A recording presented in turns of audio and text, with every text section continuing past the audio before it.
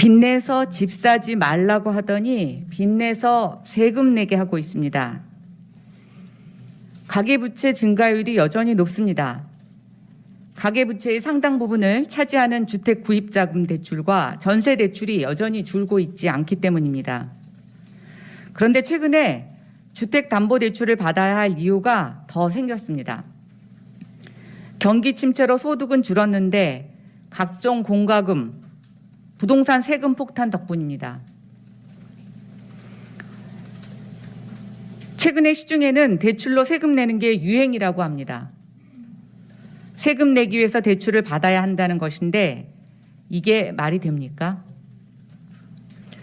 정부는 4월 중에 가계부채 관리 대책을 발표한다고 합니다. 그래서 최근에 사업자금이나 가계자금을 대출을 받으려고 대출 신청서를 냈던 분들이 적지 않게 대출 승인 심사 과정에서 어려움을 겪고 계십니다. 대출 시행을 앞두고 갑자기 중앙에서 승인을 받아야 한다며 대출 시행을 연기하는 사례가 빈번히 일어나고 있습니다.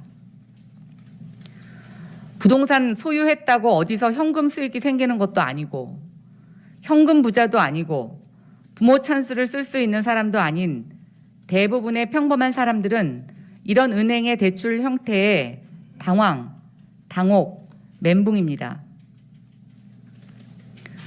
코로나 방역으로 빚만 느는 자영업자들의 속사정도 마찬가지입니다. 자기 집을 담보로 내놔도 대출이 여의치 않습니다. 그런데 정부는 이번 재보궐선거 참패 이후 기껏 부동산 정책을 보완한다며 청년과 신혼부부에 한해 대출 규제 완화를 예고하고 있습니다. 정부의 말대로라면 전체 대출 증가율을 4%대로 축소하면서 신혼부부와 청년들에게 대출을 늘리려면 누군가의 대출은 옥죄어야 합니다.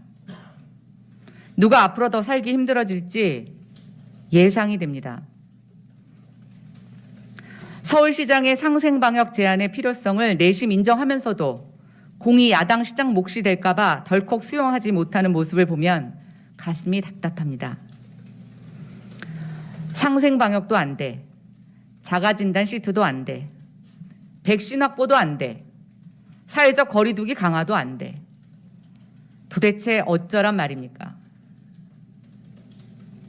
무슨 정책이든 표 계산하지 말고 선거 의식하지 말고 오로지 국민만 생각하십시오. 과감히 잘못된 결정은 돌이키고 야당의 도움을 요청하십시오. 꼬일 대로 꼬이고 엉망진창이 되어가는 오락가락 경제정책, 우왕좌왕 방역대책에 국민이 너무 불안합니다. 그리고 한 말씀 더 드리겠습니다.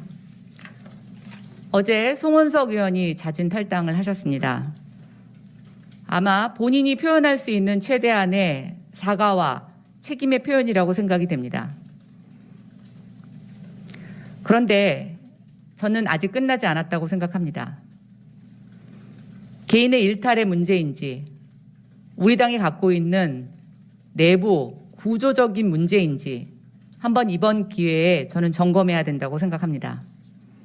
그래서 만약에 구조적인 문제라면 재발 방지 대책이 필요합니다. 그리고 나아가 체질 개선의 계기로 삼아야 합니다. 4월 7일 국민은 우리에게 엄청난 기회를 주셨습니다. 그리고 용기와 힘도 주셨습니다. 과거 말고 미래로 나아가라고 명령도 주셨습니다. 이제부터 하는 행동이 우리의 정체성을 만들어 갑니다. 이제부터 우리가 어떻게 하느냐에 따라서 우리 당의 미래도 결정됩니다. 우리 당의 변화, 개혁, 혁신 아직 끝나지 않았습니다. 우리가 지금부터 하기 나름입니다.